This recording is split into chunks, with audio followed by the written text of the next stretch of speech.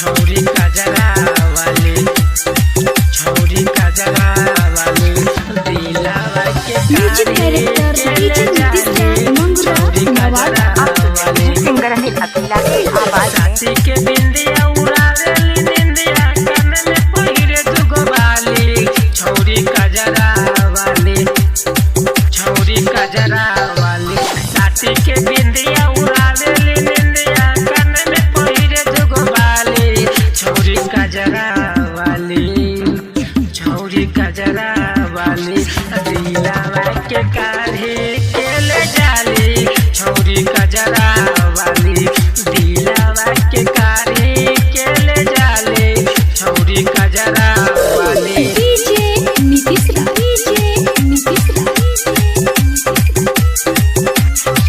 दिलावा के काढ़ी के ले जाली।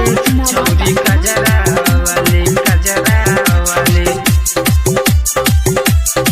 छौरी कजरा वाली चम चम चमके जब पेन्हे सूट पियर हो। धक धक करे दिलवा आगे जवनियर हो, आगे जवनियर हो।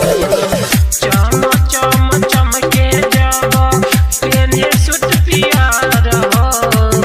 धक धक करे दिलवा आगे जवनियर हो। चले ही पीऊ आगे लटका के जब देखिले मुँह ओढ़नी से झाके। जब देखिले मुँह ओढ़नी से झाके भाग खुल जाई ओकर जे कर बनी घर वाली। छौरी कजरा वाली, छौरी कजरा वाली दिलावा के काढ़ी के ले जाली। छौरी कजरा